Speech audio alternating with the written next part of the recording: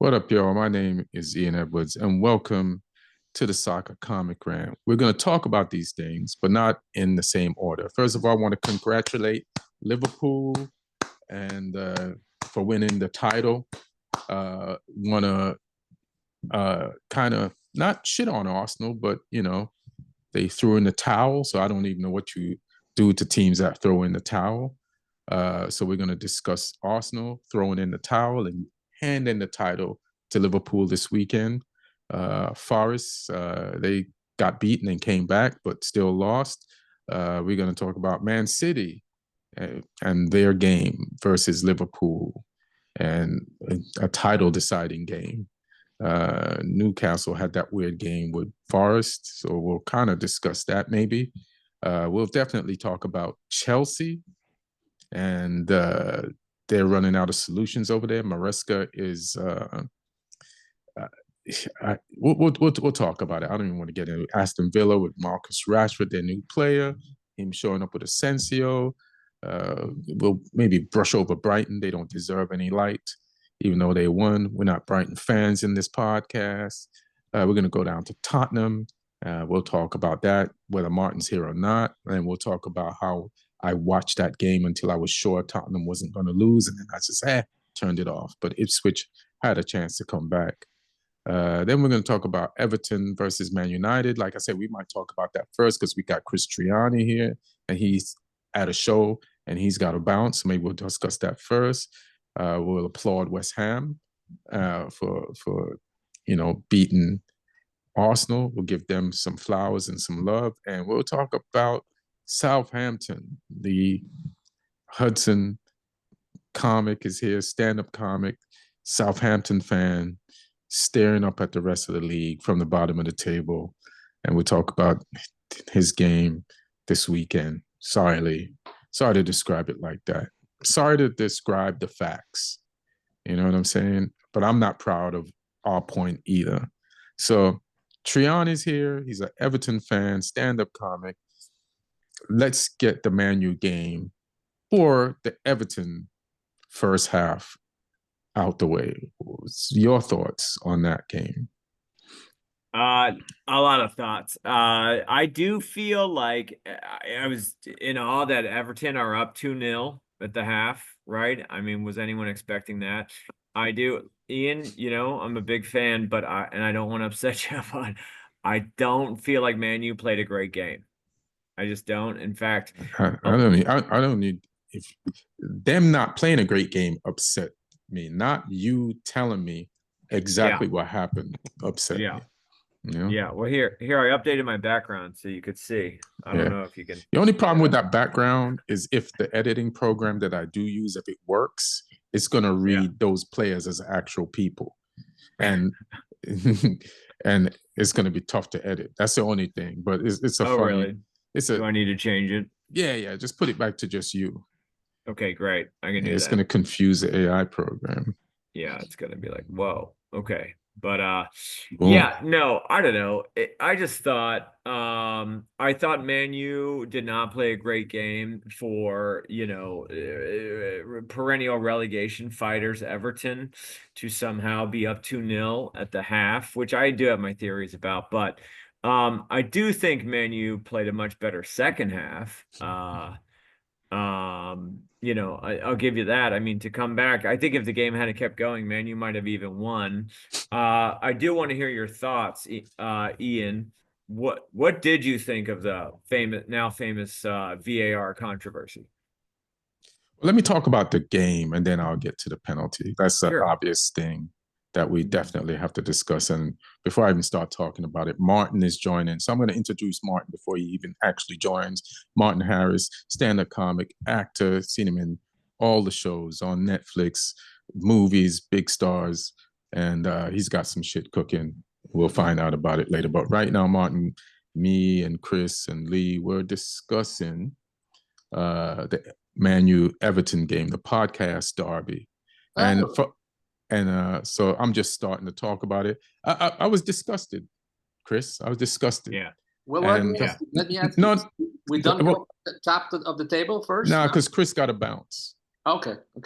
Yeah. So sorry, it's just a, you know, he's got to show. Is that Martin's way of like reminding us that Yes, Tottenham yeah, F1. Yeah. He's does it. That is his way. Yes. Gotcha. But all right. Stay in line. Okay. Yeah, it's pretty. It was, the first half was so disgusting that when we came back, I didn't even feel it. Like Ugarte scored a worldie, but just the bad taste from like the first half of our lack of performance. Like, I had to watch the highlights again today to say that's a really good goal for a player that just came to the team's first goal. And in isolation, like, I should have been running up and down the living room, like, and celebrating that. But I was just so disheartened. And from all our bad performances, and then this one, it's just tough to be lifted at a moment that when you are lifted, you guys outplayed us in the first half, out hustled us. The press was like, mwah! We couldn't do anything to get out of it. And then we only play when we're down. We only play when we realize how embarrassing it is going to be if we don't do something. You know what I mean? And that's the only motivation we have, to be a goal down or to go in the locker room and be like, hey, man, there's this thing called the press, and they're going to be trashing us if we don't do something. Just make the loss look good. And that's when we came out and started. Ruben Amorim said, hey, I just told him, hey, man, do what we did in training. You didn't do it in the first half, but we're going to stick to my plan. Like, he's like, I'm going to prove to you that the way I coach can work.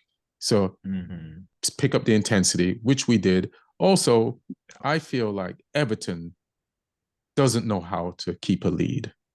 They're so used to not leading. They're shocked with it. Like, we're 2 up. This is the worst trouble we've been in all season. What the fuck do we do? So they're like, do we drop off? Like, they're used to fighting for their lives. They're not used to coasting. So coasting is a mode they're not used to. So they kind of like fell off to, it's like, they have no idea how much into a lead should they keep doing what they're doing. And then there's a certain time of a game when you start to fall off and just defend. And this happened to Everton earlier this season. They were beaten, I think it was Brentford, and they lost Bournemouth, and they lost that game with 2 up with like 5 minutes left. They lost 3-2. So it's like, oh shit, we're leading again. Like the ghost of Bournemouth came and everybody remembered, and you're like, oh shit. You're like, maybe if we give up the 2 goals early, there's enough time for us to get the winner back, and then we'll be more comfortable with 10 minutes left and it's 2-2 than just holding on to it. But shout out to Bruno for fighting, keeping, you know, I feel bad for him that he has to play on a team where everybody is not at his energy level. Maguire, I don't want to shit on Maguire, but I feel so compelled to shit on him. It's like, what are you doing staring at the stars in the middle of the daytime when there's a ball to protect in the air? You gave Decore an armed escort to head that ball into the back of the net. I don't even blame Onana's parry. It was point blank. You just do what you do. You save it. And then, but hopefully you have a defender in the vicinity who used to be the captain and used to be an England defender. Like, you'd hope they could help you both clear it. But then Decore got it in. The corner you guys score on was just a clearing debacle. It's like, guys, I watched that over, and somebody had the chance to like just head it out of bounds or head it to the side, and they headed it back in the middle of the pitch and into the volleyball area where it was up for grabs for the other people on the other side of the net. So but the penalty, I think that's a good call for VAR, period. Just like, there's a call a few weeks ago where Jota almost threw away the game for Liverpool when he had a chance to shoot and he dived, and the VAR was like, nah, they gave the penalty. The ref on the pitch gave the penalty, and then VAR was like, hey, that's not a penalty. And I love that. Yeah. And I Yeah. want calls to be made that stop players from diving. And he was fouled. So if he'd have just played regular, that might have stood as a penalty. Right. But when you put on a set of bikini trunks and put on suntan lotion and then dive into the grass, like hey man, that's going to register on VAR. So that's just a good, that puts the rest of the divers in the league on notice. That's good. And because Maguire dived too right after, as if like to say he was fouled right after he pulled back. What's his name? Ashley Young. He dived Ashley too. Young. It's like I'm just not into diving, bro. So you know, we lost a game to West Ham earlier in the season, and I knew we'd get this point back because football balances itself out. So this is how we got that point back. And I'm glad we didn't lose. Like, I'll take the point, but not our performance. Yeah, I think a draw is actually fit. I might be one of the few Evertonians. Obviously, a lot of Everton fans are upset about it, but I will say, to be honest, I don't like awarding a penalty and then taking it away. I think that's lame. I almost wish you could do a VAR review before you call a penalty, you know? Nah. Yeah. I mean, sometimes it does work like that on handballs. Yeah, that's true. I guess you can't. Well, I don't know. Like, there's a lot of play reviews in other sports. You know, you don't think the referee should be like, "Hey, can I get a review on that?" Yeah, but you have to make a call first, then you can review it. Yeah, I like it the way it's it like is. A flag on the play. All right. Yeah, so they do it. I like in American football. They'll throw a flag on the play, and then they'll look at the video. You know, but in football. Yeah, yeah, that's all right. Do you guys have any thoughts on this game, on the penalty? Of course you do. Go ahead, Martin. Well, here's the thing. You know, there's sometimes when you look at a problem, there is an obvious problem that hits you in the face, and you're like, oh. And then there is a hidden problem that doesn't hit you in the face, but when you analyze, it's a big problem. So there are several problems with this Man U team, and some of them me and Ian discussed privately already. But there is another one that I just thought about this morning. So here's I would put the log line for it. If you have a center back who doesn't defend and center forward who doesn't attack, then there's a pretty good chance nothing good will come out of it. I think Højlund has been the biggest disaster for Man U so far. He scored only 2 goals this season. He often disappears, so people don't blame him because they don't see him. He doesn't do anything stupid like Anthony used to do. But you know, Anthony is the type of a player that likes to be active, and he just did a couple of really dumb things when he was at Man U, and people are pointing that out. There were, you know, certain on social media. Oh, it's just a couple now? Yeah, more than a couple. But we live in a time of social media when you can make those clips that make you look bad. I mean, Maguire is a kind of tricky player because he does a lot of good stuff, but when he does something wrong, he really does it wrong. And he often does it wrong. Yeah. But he does also a lot good, but you see the wrong stuff. With Højlund, you don't see the wrong stuff because he just disappears. He's just out of the game. And Rio Ferdinand called him on it. Called him out on it this morning, and he's right. He's right. If you're a center forward for Man U, you can't just have 2 goals for the season. That's unacceptable. That is unacceptable, absolutely. So I think this is not working defensively and offensively, and something has to change. There is a reason why those players leave, and like Rashford is shining for Aston Villa immediately. And some other players, like even Anthony, even if he got a red card in the last game in La Liga, he played very well pretty much every game. There's some structural mistake. There's something not clicking. There's something not working, and it has to be addressed. Because maybe Højlund could play better in a different circumstances. I don't know why. He's just not. He's just not. He's been very, very bad. He's been very petulant, and he's been yelling at his teammates, and he's been throwing tantrums, and he's been very me. And I get it. He's the first season the fans were on his side, but now I feel like he can feel and hear the criticism. So he's not reacting well to it. And also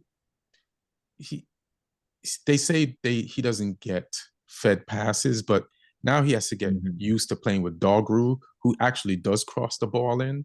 So he has to pay attention to see on the left-hand side how he can link up with Dogru now, because Dogru is getting down. They did get down the left side of the pitch on Everton with the help of Bruno. So hopefully he can like watch the game over and say, all right, and talk to Dogru. Oh, I see you. I noticed you like to cross the ball over.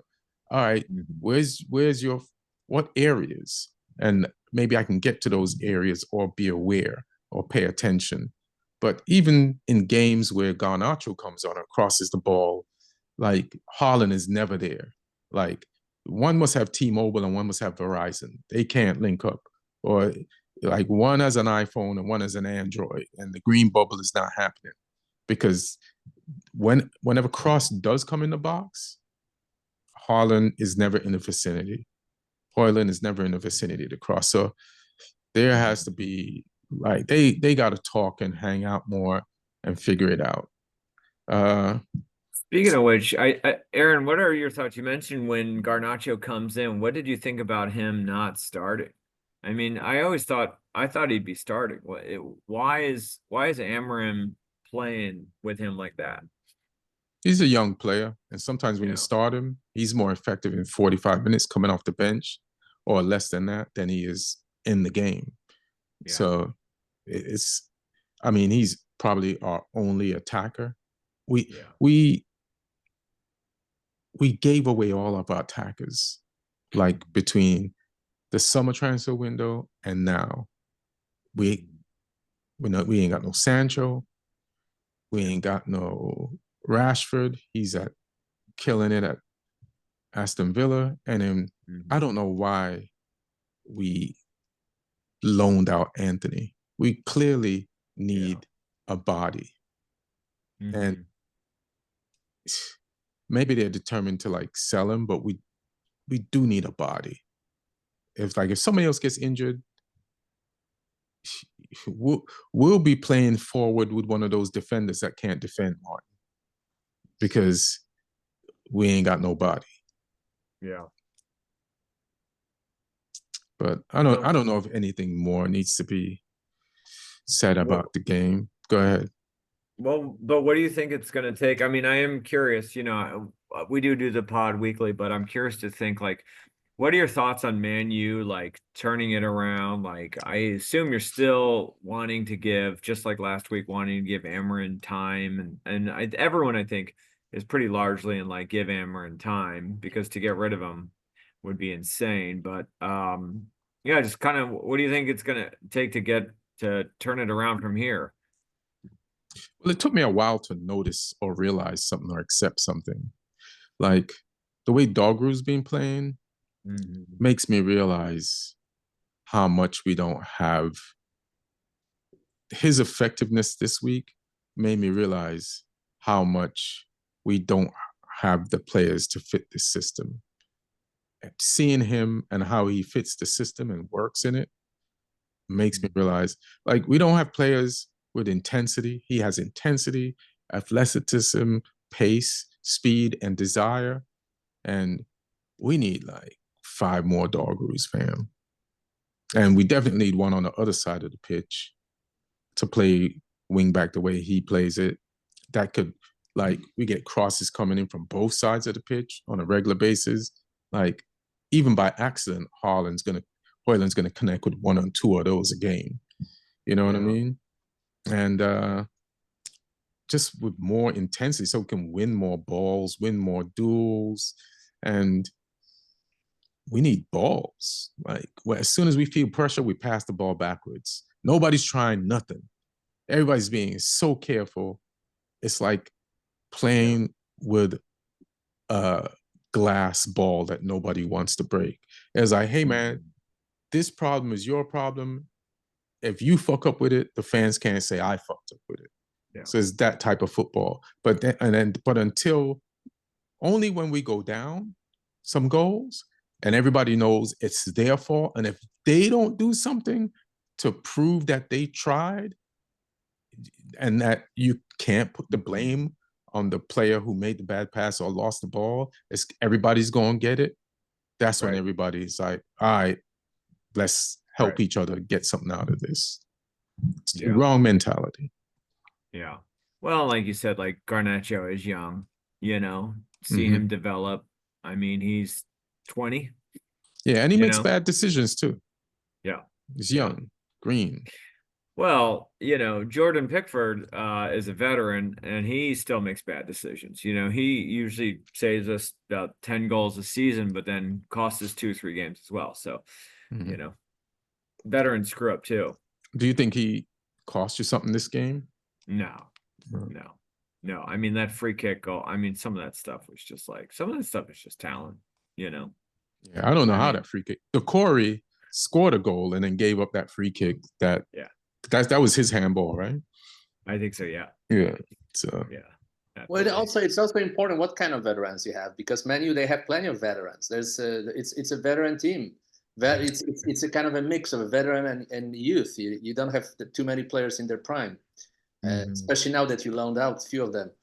But I think the problem with Man U is that the veterans are not necessarily leading by example, and they're kind of on their way out. Casemiro, Eriksen, and some other guys, and maybe even Maguire. You can't tell they lead by example. That's what the veterans should do. They should kind of they should inspire those young players. They should show them the right way. And I don't see Casemiro showing the right way, to be quite honest with you. And he's one of the highest paid players in the league. He came with huge accolades as one of the best players on his position. And I think he's been a major disappointment, maybe except the first couple of months. And he's unplayable at this moment to a degree. And it's important to get the right veterans. When Man U team was winning with Ferguson, those last couple of titles, they had the right veterans. They had Scholes, they had Ryan Giggs. Those were the right veterans. And now you don't see those right veterans. So maybe that's why the young players are inconsistent and also don't know. Don't get that good example from the people that should give the good example. Yeah, you know what? It was weird. Like, there's so many games as an attacking force. Casemiro has created a lot of chances and also got on the end of a lot of headers, whether they went in or not. And it's like, he should just be a 10. You can't count on his legs defensively, but he has an attacking skill that was unappreciated at Real Madrid. And if sometimes you want to rest Bruno or make Bruno play 8 or 6, push Casemiro forward so that he doesn't have to run back, backwards and use the legs that he doesn't have to defend. Like I've seen him make good key passes in one of our first games of the season versus Brighton and versus Fulham. He got the ball to Bruno, and Bruno didn't put the ball in the back of the net, or they were saved. But good, number 10 passes, defense splitting passes.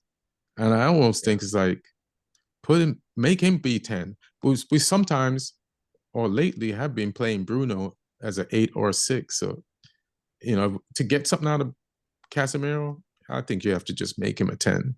And I'm just saying that because I respect Casemiro.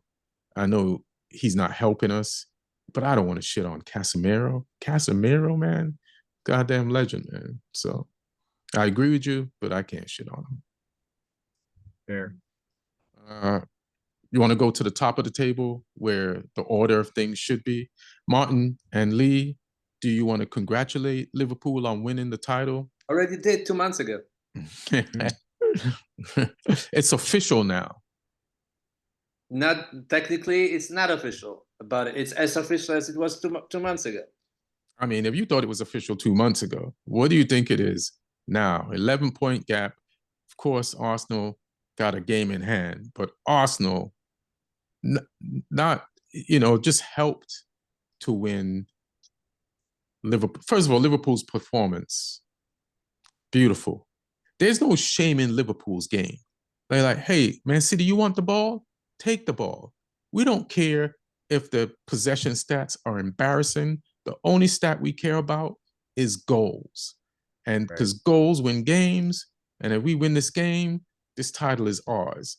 And we're not even going to look desperate without the ball. We're going to look like we had the ball more than you, even though you had it twice more than us. That's how good we are. And Slot, the whole Liverpool squad, Sabassalai, is it Sabassalai? And Mo Salah, man. He's a 10, a winger, and a 9, all in one. He got a goal and assist, and he's not slowing down. And I don't know what Liverpool's going to do contract-wise. They're damned if they do and damned if they don't. You almost don't want him to be that good, but it would be if you're the board that has to pay him or decide not to pay him. But I feel like him, Van Dijk, and I'm not supposed to say this, and this Alexander-Arnold deserve that last title hurrah. You know. What is the general consensus on this pod around Mo's contract? You know, I think because it's been pretty ambiguous, hasn't it? They don't. He's saying they haven't reached an agreement. He's even alluded that there's been no negotiation. But I understand Liverpool's position, and I see his on the pitch. It's just a tricky thing, because if Liverpool does win the title again with Mo, will Mo be motivated to play like this again next season if you give him all this money? I don't know. It's Mo Salah. He's sorry, Martin, real quick, but they said he's third most after his goal on Sunday. He's third most, or tied for third most in all-time goal scorer for Liverpool. So I don't see the production slowing down, but you know. But what if he gets a new contract and wants to be good, and then his body's like, all right, Mo, we out. You got Diego Jota's body now. Yeah. And not you ain't showing gonna any sign of slowing down. I'll say that, but no, he hasn't. But father time. Or how it is, you know, when you slow down, you slow down. Man U we're buying Casemiro, who was one of the best players in Europe, and then he went to Man U and he slowed down. You know, sometimes you just slow down, and that's what it is. Yeah, same thing with Rafa Varane. There's nothing. We're talking guys that just walked into Man United straight from winning Champions League, and Rafa Varane wasn't even that old. Right. Look at Kevin De Bruyne. He ain't even that old. Yeah, he's the same age as Salah. Yeah, Salah's playing like he's 19, and De Bruyne is playing like he's 47. So I think he should be given a choice, you know, but maybe he wants to leave, maybe he wants to go, and you know, and some players do like to end on winning titles, you know. Some players, Michael Jordan ended his career twice on winning titles, and then came back, of course. But sometimes it's good to end something while winning, you know. Like LeBron also won the title with Cleveland, and he moved to the Lakers, you know. So it happens in sports, you know. It's not impossible. He can probably make a lot of money in Saudi Arabia. He can probably get like the biggest contract ever as an Arabic player, you know. As a Muslim, yeah. So it's also maybe it's his decision. Maybe it's not just the Liverpool who don't want to give him the contract. Maybe it's a mutual decision. You know, listen, we had a great run. Let's win the title, and then we'll give you a special farewell game, and your name will be in the rafters. You know, and that's how you do it. Sometimes Steven Gerrard also left. You know, at some point, I don't think, and went to play for Galaxy, right? And he was a club's legend. Yeah, I mean, his testimonial could be the title, you know. But we'll see. Alex, Man City loser, just joined us. We'll get to that game. As a matter of fact, we're talking about Liverpool versus Man City now. So perfect timing. Alex, how do What's you up, feel? guys? You got 44 points. You got dismantled by Liverpool at home. You're the former champions, and I can say that now. And Real with Madrid as full well, you know? confidence. And Real Madrid just beat the brakes off you guys, like in the first half of that game. Well, like Mbappe had a hat trick Yeah. and could have had more. How are you feeling, man? Not good. I mean, obviously, like no one's gonna be feeling good about like a week like that, right? You know what? Now I feel bad. I because I know it's. you know what? You got me. You got me. No, yeah, not feeling good. The Madrid game, I think most City fans, all of us, most realistic ones, we kind of like thought it was gonna be like tough because we kind of let the first match was the one that you're winning 2-1, and you can still go to Bernabeu, and the game's gonna be completely different game because you're winning. It has to be Madrid has to be playing differently, but having to go out there and win the game, and then you see a lineup and you see that Haaland's not on the team, you're like, okay, we're it's been hard scoring goals, and now without Haaland, like that's gonna be extra hard. And the lineup wasn't great. It was just a very weird one from Pep. I kind of like this lineup against Liverpool more. And I don't know if you guys watched the game, but I think the first 15 minutes, City actually looked like they were looked like decent City, and it was actually I feel like for the first half, it was a good half from City. It's just unfortunately like it sucks for me. I'm gonna probably all the City fans are gonna hate me for saying this, but Rico Lewis is not a he's not a City player. He's not a you cannot convince me that I think even Kyle Walker with injured Kyle Walker will probably be a better player than him right now. And it's been a couple of games, right? Like I think the first game against Liverpool, like against Madrid, he was the reason they scored 2 goals on us. Now it's this game against Liverpool, so like it's having a rough week, now rough. I think it's probably better to just give him some rest because otherwise you're gonna like you might damage his career. I think like it's better just from Pep to just play Mateo Nunez, who doesn't want to play right back, as you mentioned a bunch of times. But just play him out At there. least, Rico wants to play right back. He makes But that's the problem. It's Mateus Nunez's he wants mistakes. to, but he's not But a. It's not a. Mateus is like, oh, so you want to put me back here? All right, I'll show you. And now Ederson doesn't want to play goalie, which is like, it's like, no, you don't want to play goalie, brother. Like, what do you mean? It's like I'm not supposed to stop goals. I'm just supposed to pass the ball around. Neither You guys never Ortega. No, nobody wants to be exactly back none there. of those guys. And I was hearing like a crazy stat that apparently like Ederson has over the past I think 20 30 games in this season, he's had 20 different defenses that he's played with in 20 different combinations. He's been Mateo Nunez in the right back, Bernardo Silva, Nunez, Kusanov, Diaz, Akanji. So I think like it's hard for them to build consistency playing from the back, and our midfielder has not been good either, so it's just been chaotic. So it's been yeah, I think Pep just probably wants to finish the season already. If he was like, hey, dude, wanna end it now? He'd probably say yes. I do have one question about Man City. So, what's his name? Is it Dogu? Doku was good. Like Doku was great. And again, it's just one of the things that it sucks that he played that well.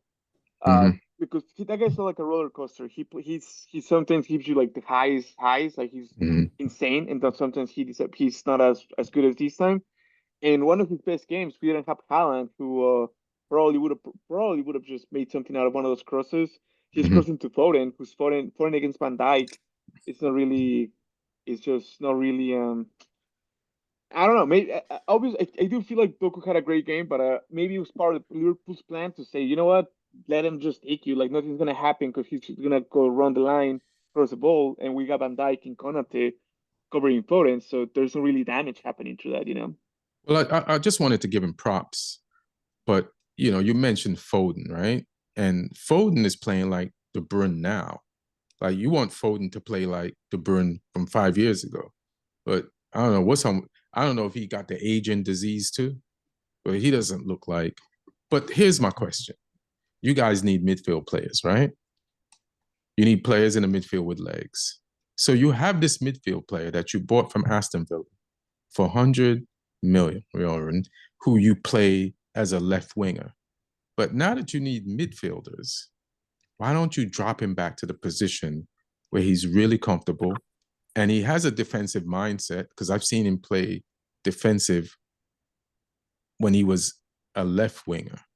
Why don't you all drop Grealish into the midfield behind Doku?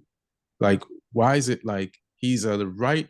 Why can Bernardo Silva, who's a right winger, play 6'8" left back, anything but his position, but Jack Grealish has to be a left winger? Like, why is that? Why don't you drop him back? I think when it comes to Pep, he kind of I think from seeing him, he plays players who are somewhat, you're giving him some like the expected results, kind of like that is why Sabinho has been playing 10 games in a row and Pep just trusts him, plays him. I think really he played against Madrid and then he gets injured. And that to Pep is just I don't want to be building my midfielder with a player who gets injured every 4 games, because Grealish has been injured. That's all he's got right now. His players that get injured. Correct, exactly. Like that's the thing, and I think like now that's the new signing Nico. I think that's what Nico's gonna probably play the next 15 games because Pep kind of trusts him. He's like, okay, this guy's been playing 3 games. I'm gonna play him every game. It's weird because he sometimes overplays some players and some players don't get minutes. So I think it's just more whatever he's feeling. He's like, I'm trusting these guys, and he does that. And I think right now he does not trust Grealish as in past seasons when the treble season Grealish play like almost every game, you know. And then my only thought is I'm looking at the table and we're talking about this big crisis at Man City, but they're fourth. And they have two, and even if they were fifth, they would still be in a Champions League position. So that's how good Man City has been, how they've repaired their reputation from just, being not even in the Premier League and not even in the Championship. So, that's how bananas this is. They're fourth. They got 52 points. Newcastle still behind them, seemingly having a better season with way less games because they're not in any really extra competition. They're not in Europe. So, yeah. Yeah, and ask me what's been like the reason why City has been like this season. I'll give you an insider opinion of why this season has gone the way it has gone for City and for Pep. Give me the insider reason why City's having such a bad season. All right, this comes from... and it's probably karma from cheating all these years, but maybe you have a different reason. This comes from Alex Avila Sr., which my dad, we constantly disagree on topics and we don't see eye to eye in a lot of things. But on this one, I think he kind of nailed it.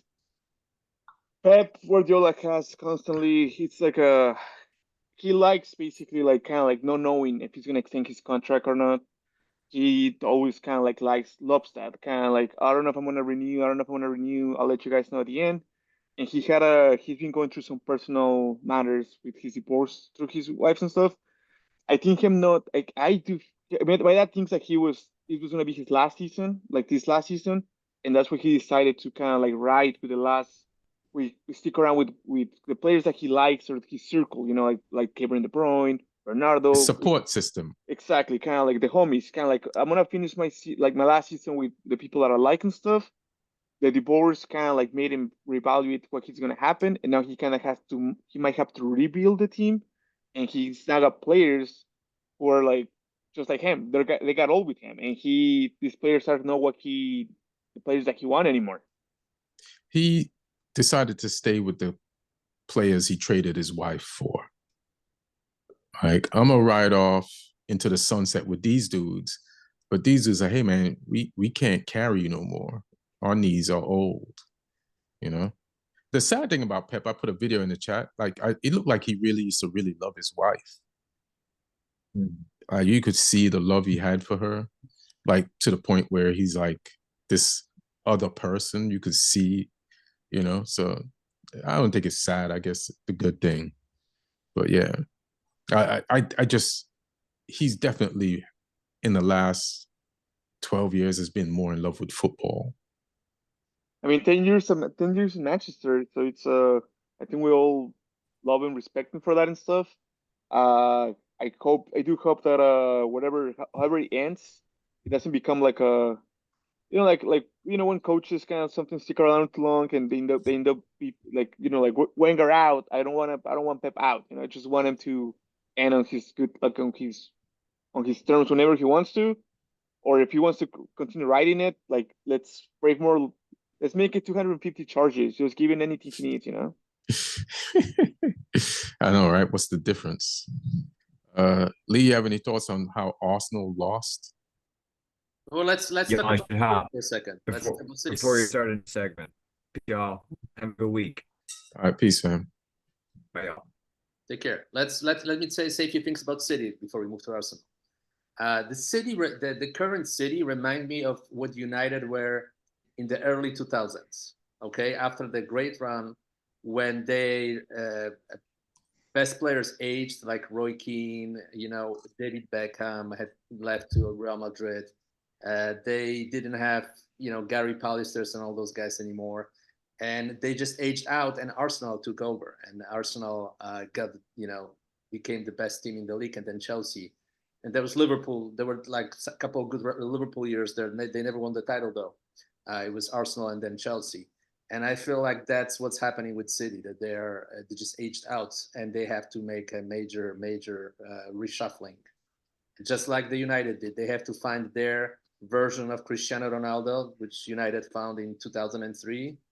They have to find a player like that, a young super talent, and build around that guy, and bring new generational stars like Rio Ferdinand.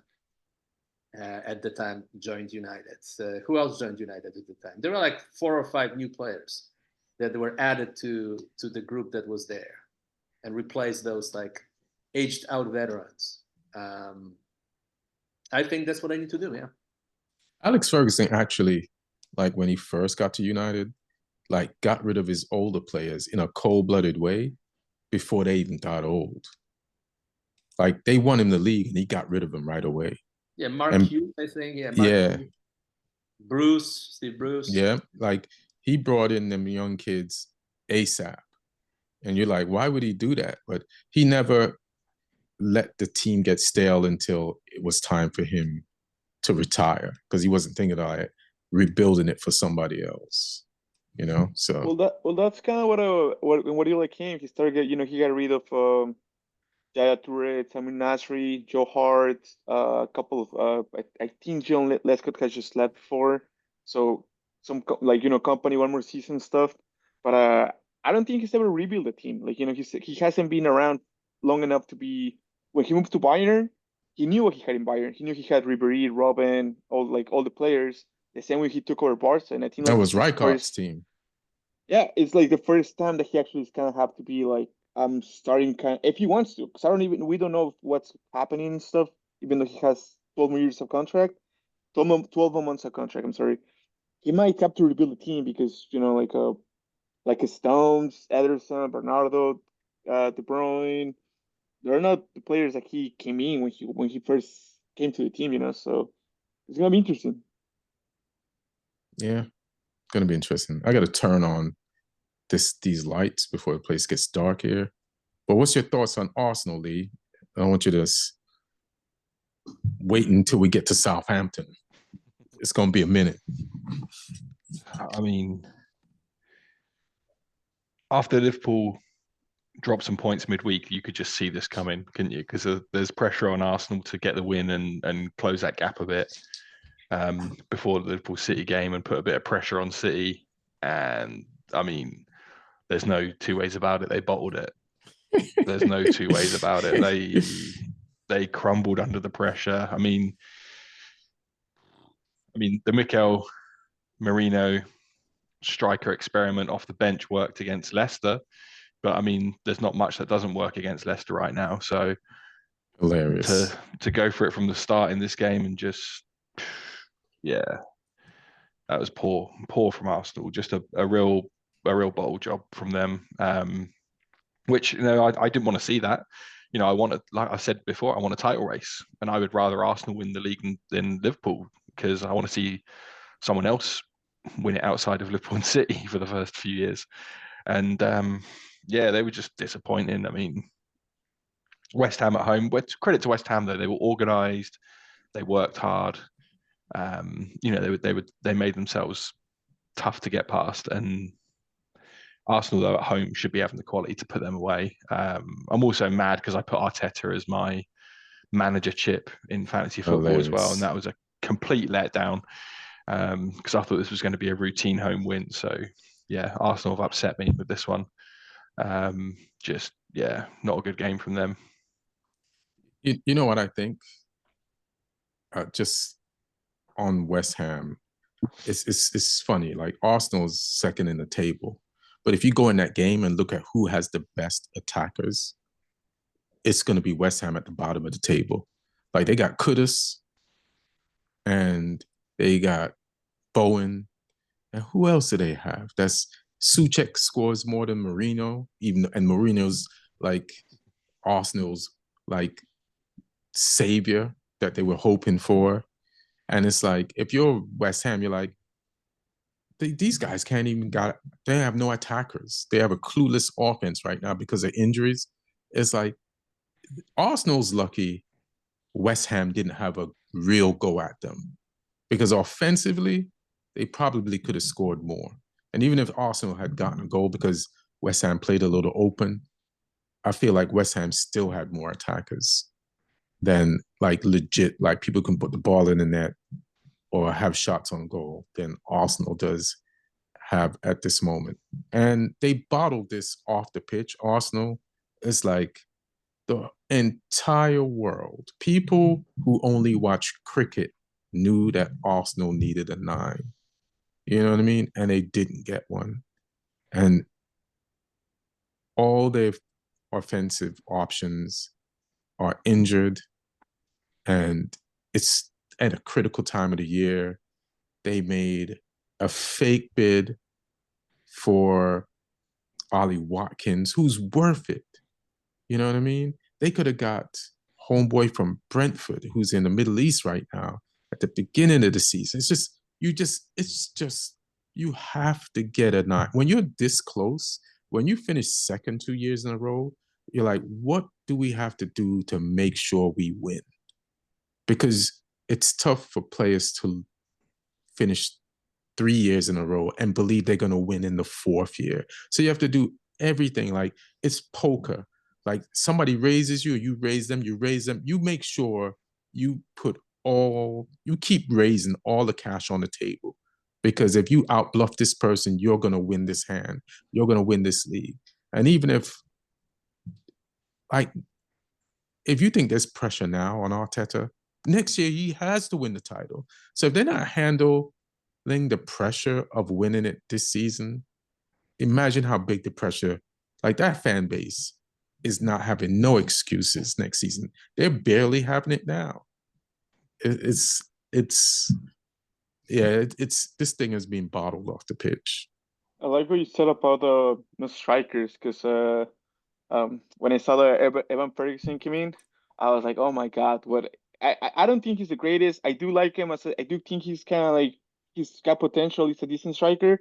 But like you said right now, like when you're starting for a forward, you see that guy coming in. He's like, I wish I had that guy. Even Danny Ings, I'll be like, give me that guy right now, you know? Right.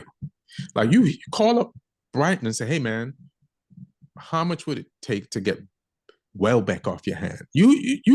This is when you just like making, if you're a 3 and you're a guy, and you call an escort service, you do something to get a date that night.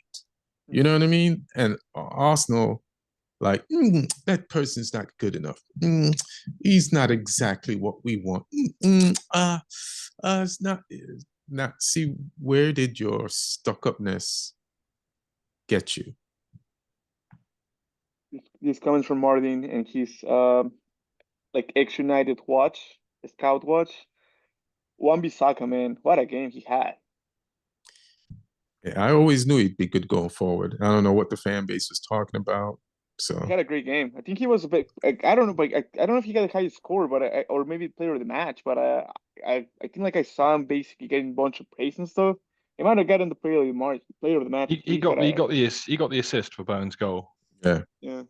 he went ran all the way down up the the right. pitch. Yeah, Mhm. he did everything that Man United fans swear that he can't do.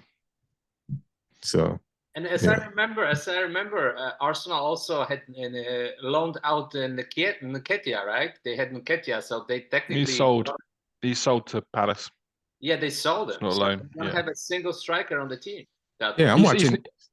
Nketiah ain't the answer. He if he'd But have stayed, he this played game would have been out. one. This game would have still been 1-0 West Ham. But you know what? He Nketiah did played. get them some goals last season. I Yeah, feel like right now get him more comfortable. Like there's no excuse to have sold. Who's every striker, right? who's the guy at Fulham? Smith Rowe. There's no excuse to have sold Smith Rowe. None whatsoever. I'm watching highlights of French league and I see Maitland Miles there.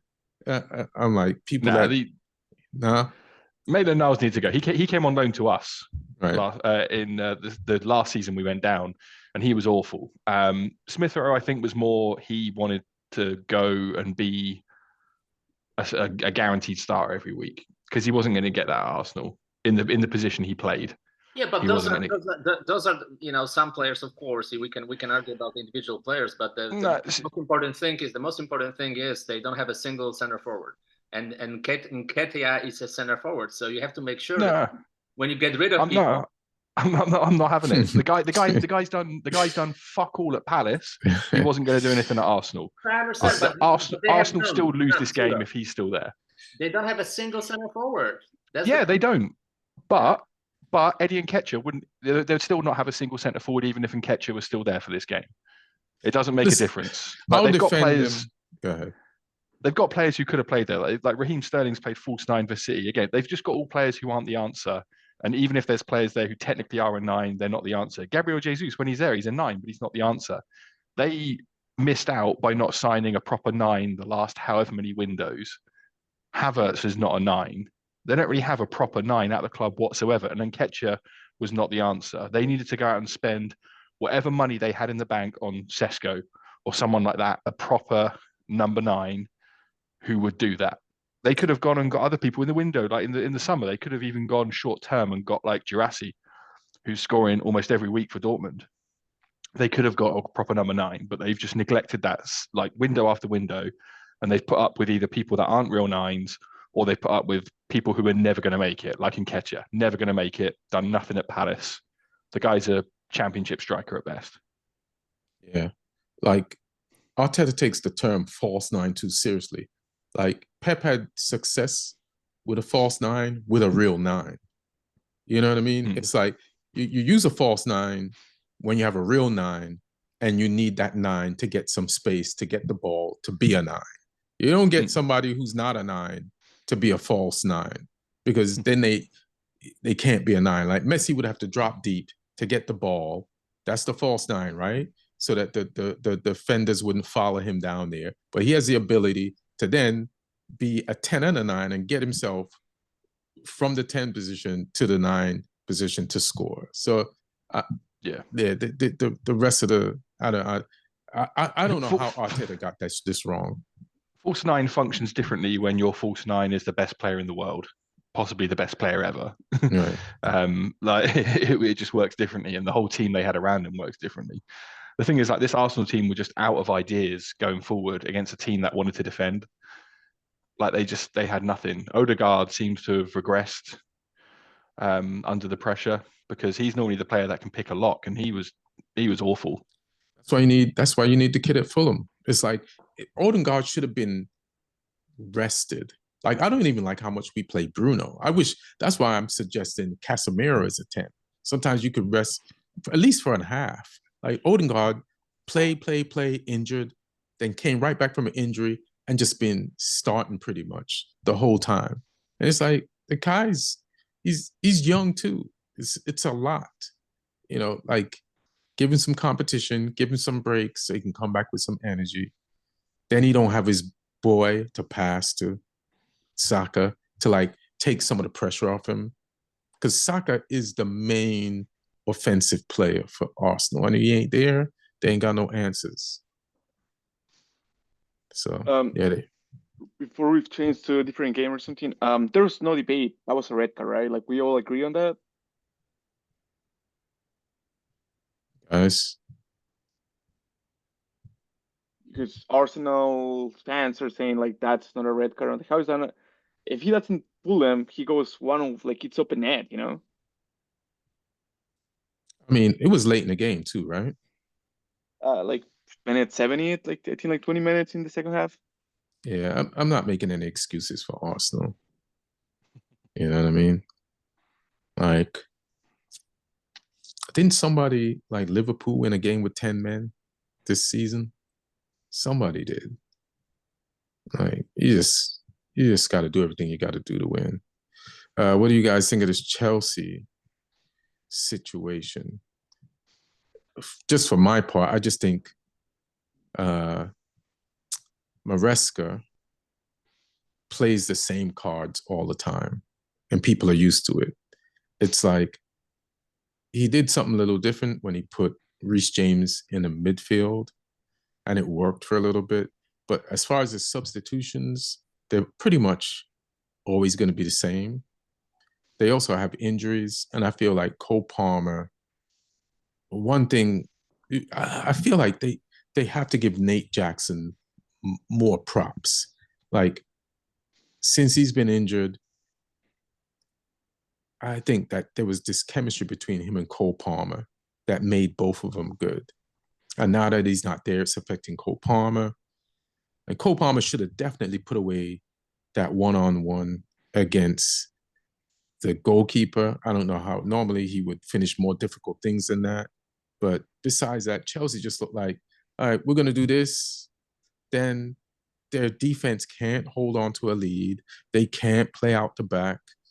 And if you just stay on them, you could beat them. They are very immature. They're not streetwise. There's not enough veterans on the team. You're talking about veterans, Martin.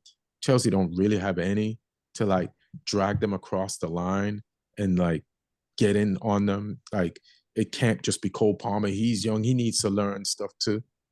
So this is their seventh now and it's not great. Yeah, the thing is that the competition is so all over the place this year that you can make a case that even Fulham, Bournemouth, and Brighton can make it to the Champions League because they're just few points behind. On a normal season, I would say that even Tottenham have a chance. We don't have a chance, but No, you definitely don't. No. Point wise, it's not point wise. We do only because of the weakness of other teams, but we won't make it because we are not good enough. But I'm saying on a normal season, that wouldn't be too much. But now just so many teams that are in a fight. But it's not that they're that great. It's that the competition is not very good.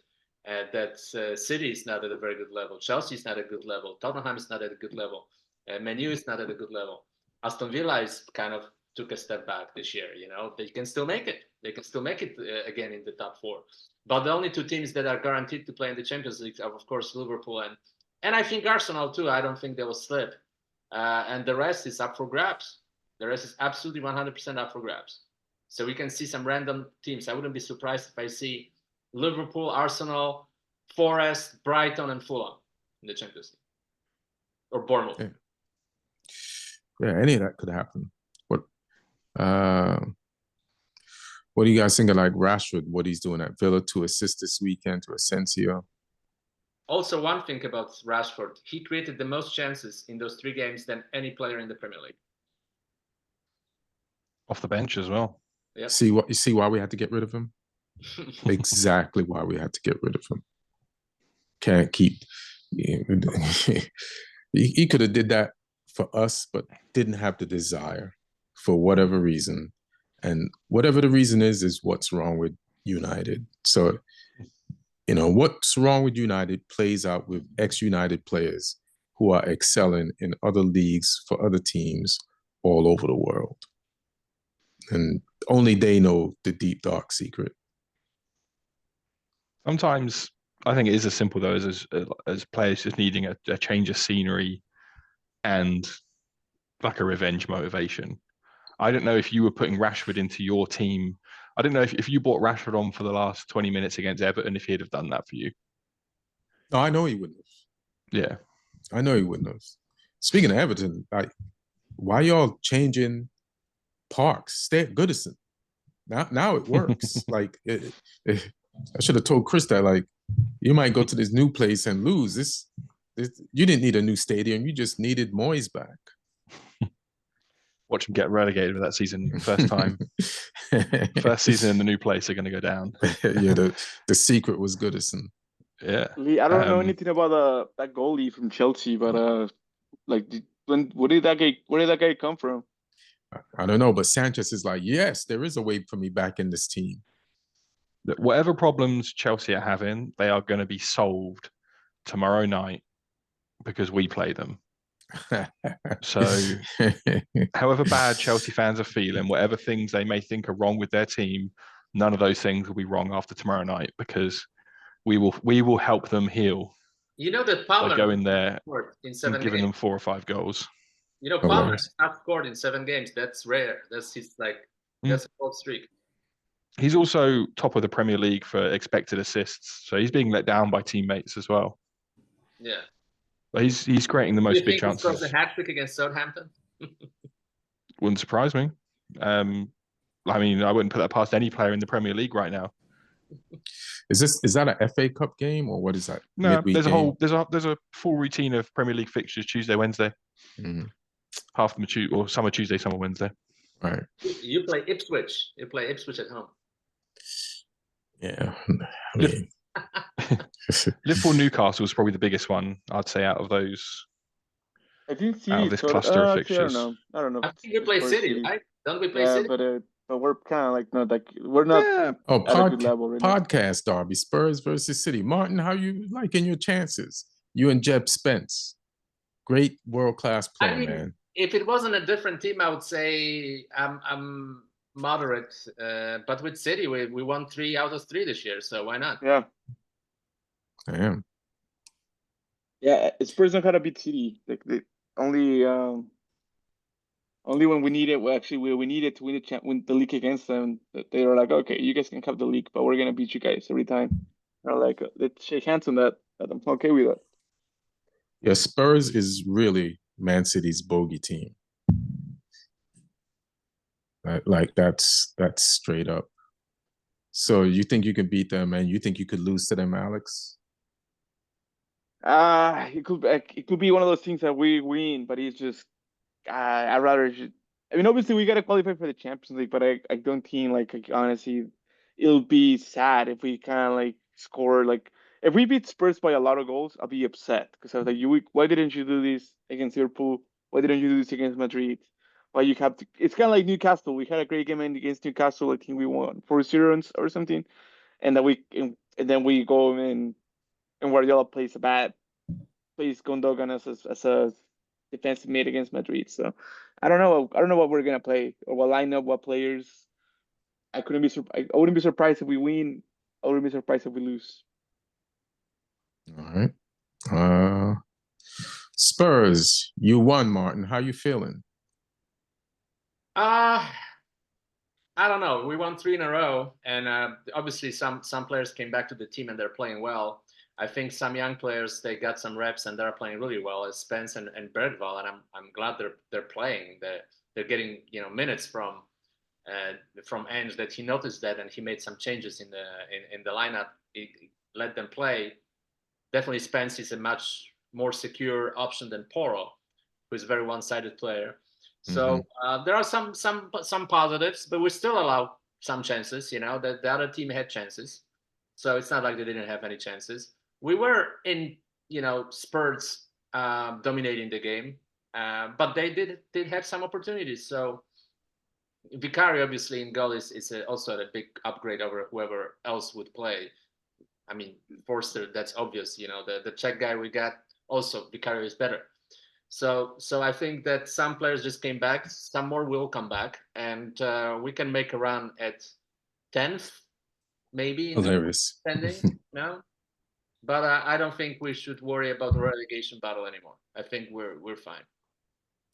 Yeah, you're out of the woods on that one, but again, more props to Jeb Spence, like, and Gray, but Bergvall, like, I don't even worry this for Spurs, but Spurs has been doing this thing where Levy has been buying for the future, but the danger is you nailed it. You got 3 players there that are future players, but they're also the type of players that could be world-class, and Levy never keeps world-class players. He wants to get that money. The only thing that could stop him from selling them is like the fan base is so mad at him. They're not just focusing on, let's get rid of the coach this time. They have their eye on Levy. Levy knows it. He can't scapegoat the coach. I don't think that's right. I think we don't really sell players at their prime in the last 10 to 12 years, before we. Because you haven't had any to sell, but now he could have got good money for Ali. He could have got good money for a bunch of other players. Harry Kane, he could have got more money for Harry Kane if he sold him earlier. I mean, that was the time to move on from Harry Kane. But I feel like no, I think like we're not a selling team anymore. That's the one thing. We weren't necessarily buying that great most of the time, but we're not a selling team like we used to be. We'll see. When you have world-class players that can be. Plus, the 2 players that we really sold. I mean, you can count Kyle Walker, but Kyle Walker was replaceable at the time to City. Was he? Yeah, he kind of was. Yeah. We had Trippier, who played very well. It was at his prime. Then you sold him. Yeah, because who we got? We got someone. I forgot who that was. Anyway, Danny Rose kind of expired too. He just was injured all the time at the end of his run. The 2 players that we sold at their primes, but we sold them to Real Madrid, were Modric and Gareth Bale. But we got a lot of. He stopped moving. Yeah, you got a lot of money for them. But what did you do with it? I think he agrees. So he's like, yeah, we sold. Oh, he's back. Martin, you dropped off when you said we got a lot of money for them. For Bale, yeah, it was at the time I think 100 million. That was probably the highest number in the world. So that was that's when we sold like a top player. But that was to Real Madrid. We could have sold Ali for much more money.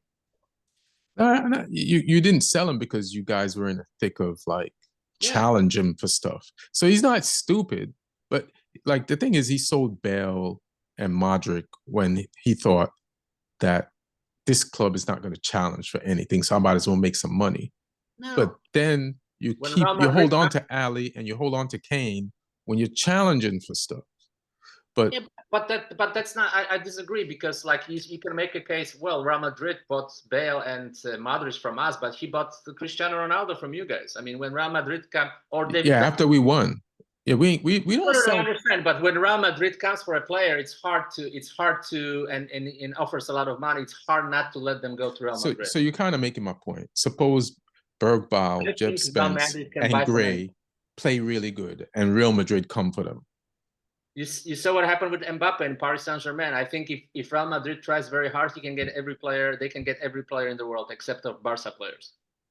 There's no really defense against. When Real Madrid wants to buy your player, they just buy your player. They bought Kaká from AC Milan at the time, top player, and they bought Ronaldo from Manchester United, top player. Then they bought, Bale from us. They bought Mbappe from PSG. Who else did they buy? They bought a bunch of players. So Real Madrid is like, who's the hottest guy right now? Actor. Is it the guy that played in Dune and in what's his name? Timothée Chalamet. Yeah.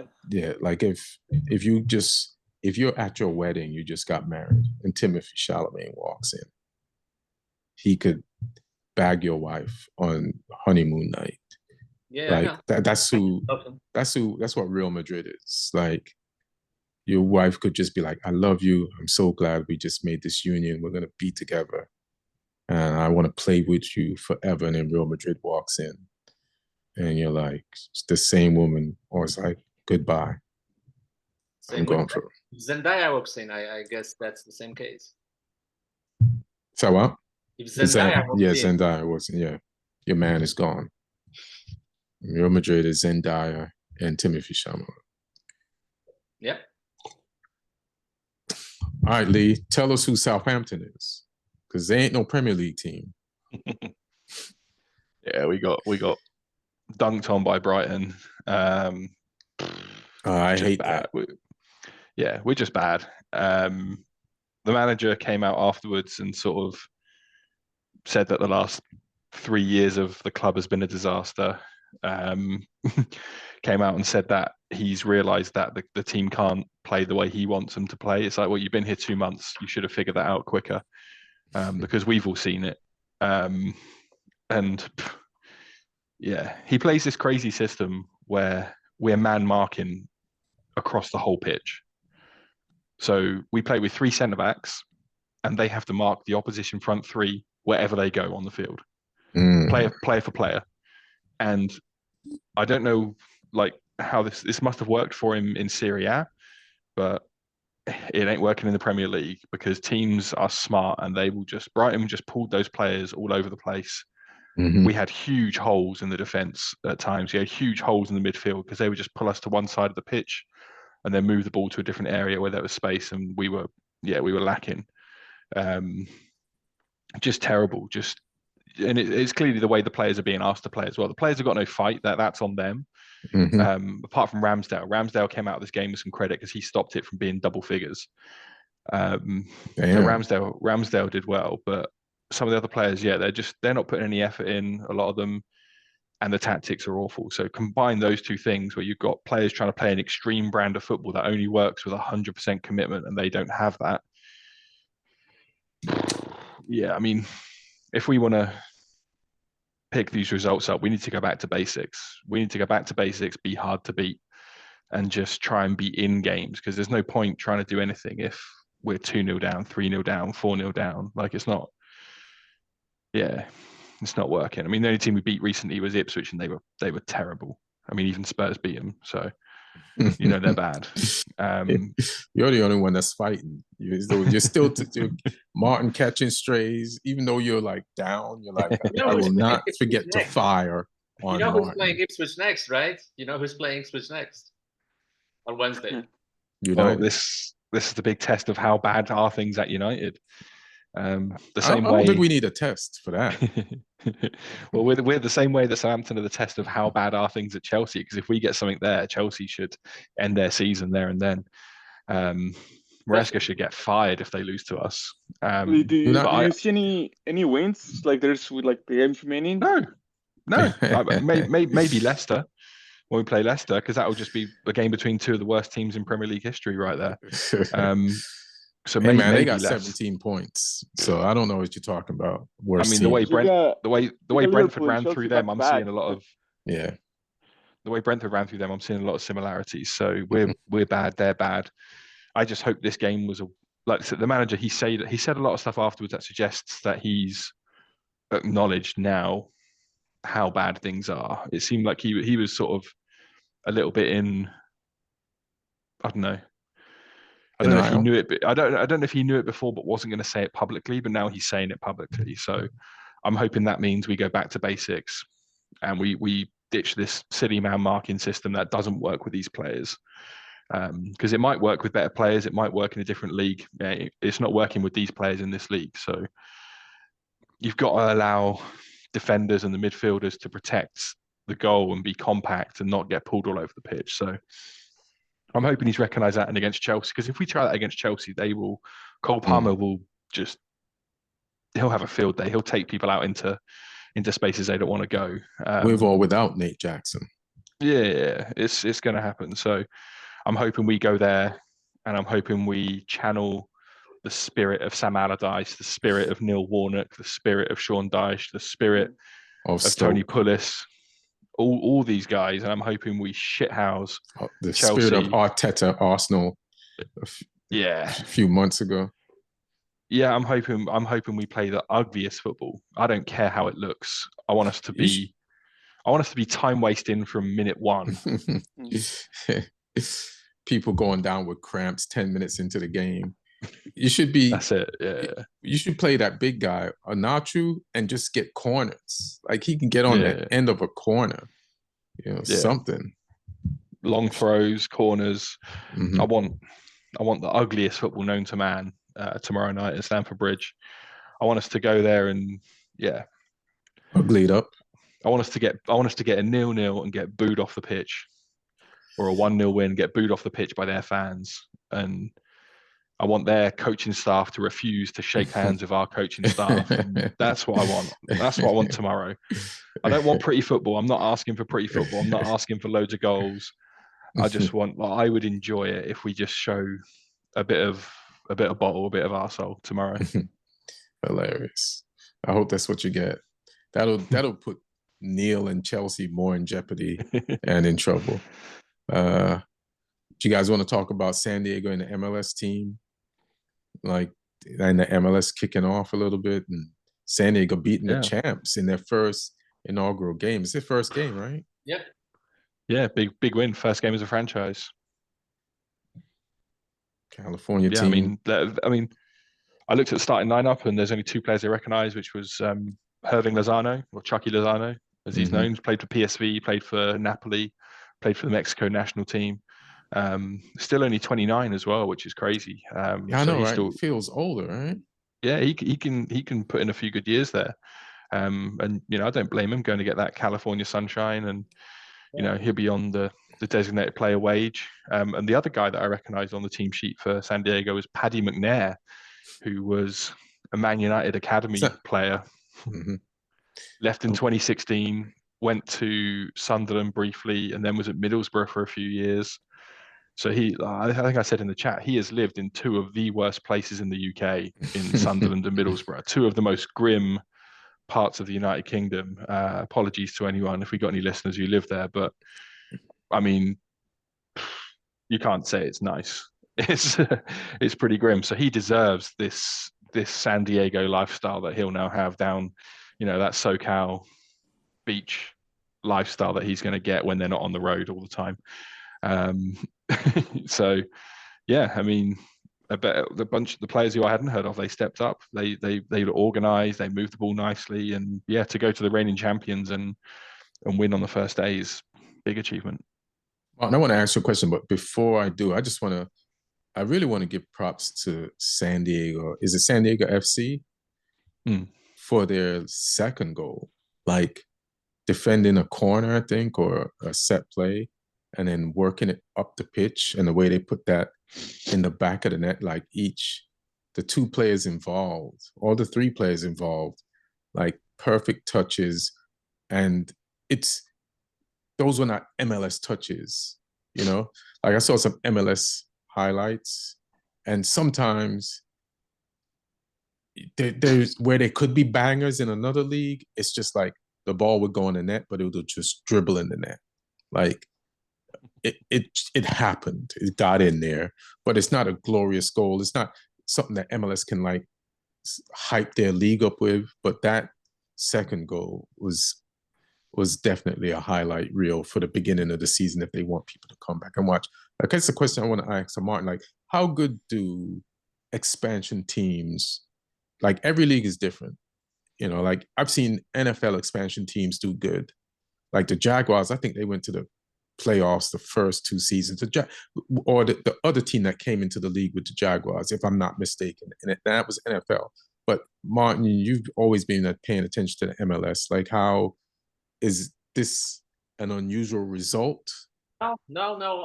The new teams usually do well. I remember LAFC in the first season had like probably the best record in the league. Then they got bounced in the playoffs. By the way, Lozano is in the age Carlos Vela was when he started with LAFC, and for 2-3 years he was one of the best players, if not the best player in the league. So Lozano can be one of the best players in the league, and he doesn't even have to. The fun part is, and here is interesting. I remember a conversation I had when I was shooting Better Call Saul. I worked with this guy, this Mexican actor who works here a lot, who played Lalo Salamanca. And he says he lives in Mexico City. He only flies to United States for work, and he goes back to Mexico City because he loves living in Mexico. Let me tell you this: if Irving Lozano wants to live in Mexico, he can just go over the border for the game and go back. That's like what, 7-8 miles behind the border. Perfect. Yeah, if he wants to live in Tijuana.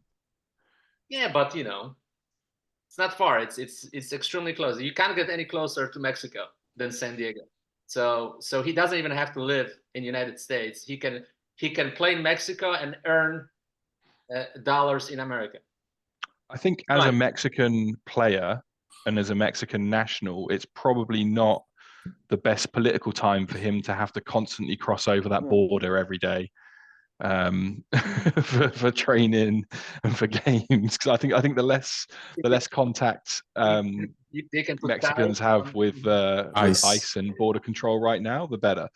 And also, like, if imagine all the road games they play as well, you've got to go to Minnesota and then you've got to fly back and then you've got to try and queue in a border crossing.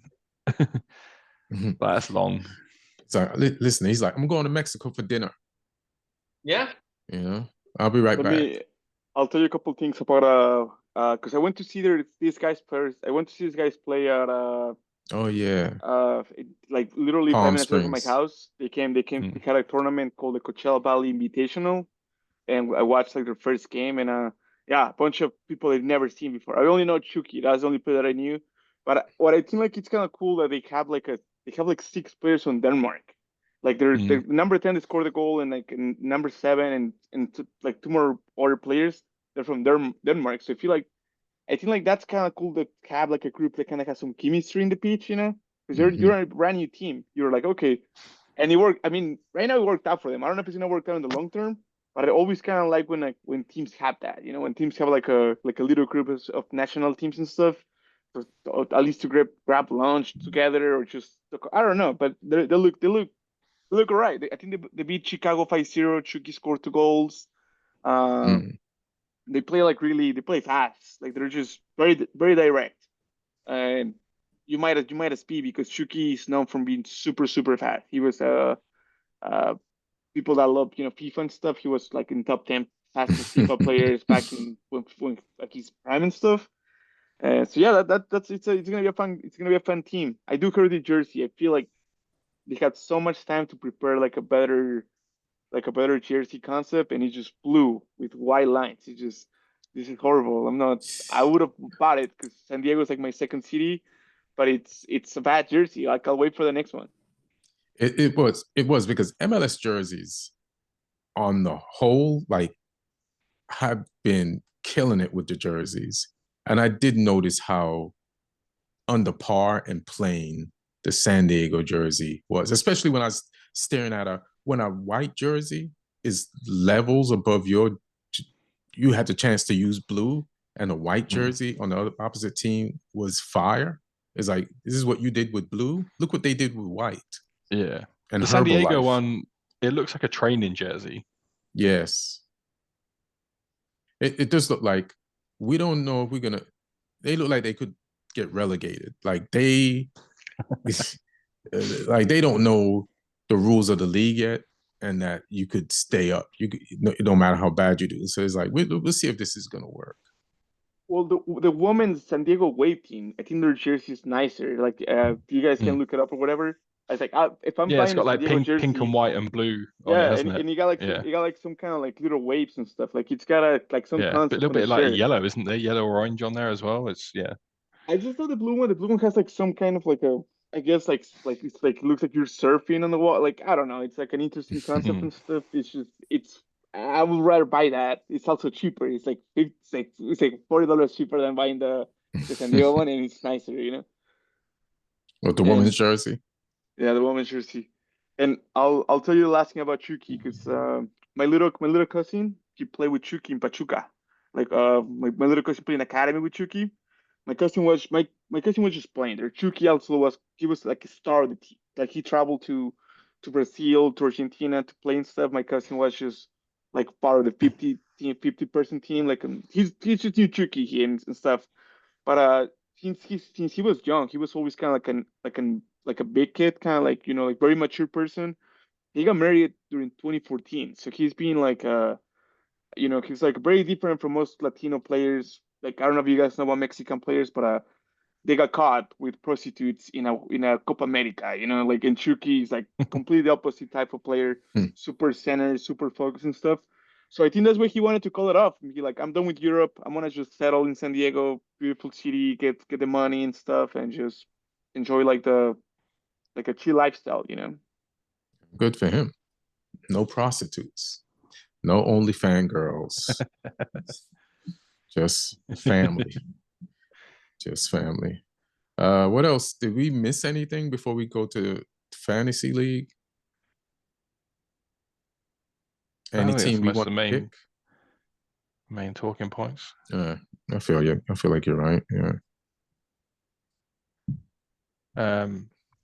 Fantasy. I mean, I fucked up in a couple of ways, but I still got more points than Martin this week.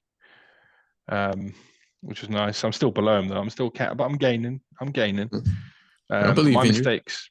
My mistakes were I thought City would give Liverpool more of a game, and would score. So I benched Alisson, who ended up with 8 points, and I put in Ramsdale because I'm like, who knows? I think he'll have a good game against Brighton. He's going to be busy, but I think he'll have a good game. He did, but he only got 1 point because of the amount of goals we conceded. So I fucked up there. He would have a good game against Brighton, and it's not to do with Ramsdale. It's just to do with the rest of your team stopping Brighton from taking shots, teeing off on. I mean, Brighton only scored 1 against us at their place, and I thought we would give them more of a game than we did. But yeah, I got that one wrong. And my other mess up was I said at the start I put Arteta in as my manager chip, and he got 0 points. So. I'm angry at Arsenal for that, but I did captain Isak, so that was a good decision. So he got me a bunch of points. Lewis Hall got me 2 assists as a defender for Newcastle, and Salah obviously did well for me. They saved my game week because some other players, Palmer, Semenyo, Hoyson, Gabriel, they did nothing. Raul Jimenez did nothing. So those guys saved me a little bit. How did Lewis Hall get you points when Newcastle let in 3? 2 assists. Oh, okay. So yeah, 2 assists. He was on 3 assists, and then they took 1 off him, so he would have got even more points. He got a bonus. He got 2 bonus points as well. So he got -1 point for 3 goals conceded, but he got +6 for the assists, +2 for minutes played, which was a full 90, and +2 bonus points as well for being the second best player in the game. So yeah, he did pretty well for me. But yeah, I got 68 points this week. Martin got 60. His big scorers were Salah and Isak. He made the wrong captain decision this week. Martin went for Kluivert, who did nothing. But he got a clean sheet out of Henderson and Trent, so for Palace and Liverpool respectively. Up the top, still no change. I think the top 3 are kind of locked in a little bit. So Ahmad Zekri, still number 1. He's right up there. He got 81 points this week. Did pretty well. He had Isak, Captain Salah, got Mbumo, had Virgil at the back as well. So he got a bunch of points. Brian Avina in second place. He had Mbumo, Salah, and Isak as well.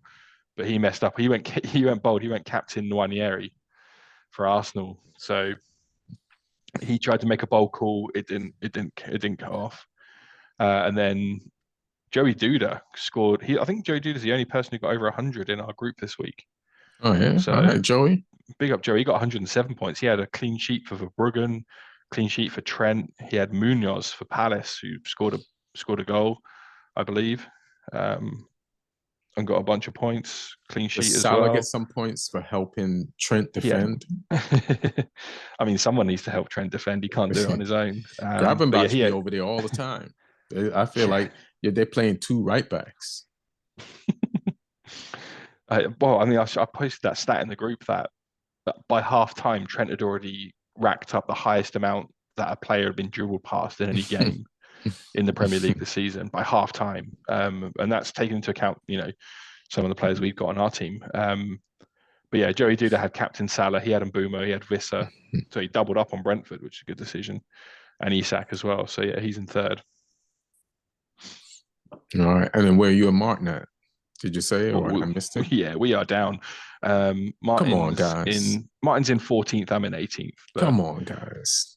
My big decision now is because I've transferred. You matched Southampton's place. Oh no, Southampton's 20th. My big decision this week for the Tuesday games is: do I captain Cole Palmer? Yes. Or do I captain Jarrod Bowen against Leicester? Because I bought Jarrod Bowen in. Haaland. Cole Palmer. Haaland hat-trick. Is he fit to play? That's what they're saying, but I don't know. You weren't even on the bench, you guys. Do Haaland. Do Haaland. I like that. Good idea. What are you going to do, Martin? I don't know. I'm still thinking. Martin keeping his cards close. He's stealing ideas and keeping his to himself. All right. I like the Haaland idea. That's a very good idea. Well, I'm going either Palmer or Bowen. Saka also a great idea to capture Saka. Hilarious. Yeah, I'm going Palmer or Bowen. I've not decided yet, and I'm pretty sure I'm putting Ramsdale back on my bench. So watch Southampton keep a clean sheet now that I put Ramsdale back on my bench, and Alisson will ship a bunch of goals to Newcastle. But yeah, that's where we're at. All right, cool. Well, thanks for listening and watching, guys. Thank you guys for joining. Do you have anything you want to plug, fellas, while you're on before we bounce?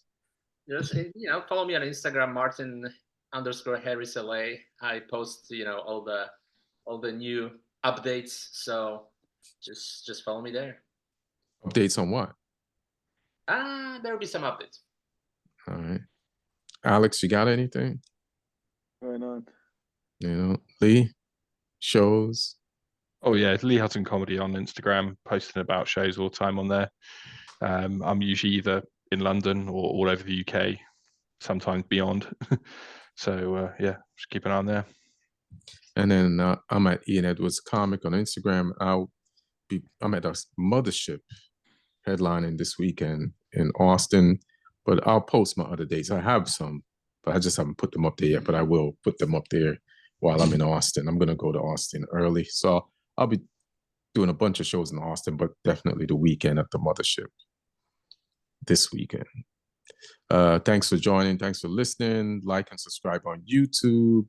If you're listening on iTunes or Spotify or Omni Studio, ask us some questions, comment, leave a review, do what you got to do. We love you. Be good to each other. And we hope your team does good unless it plays one of ours. 1.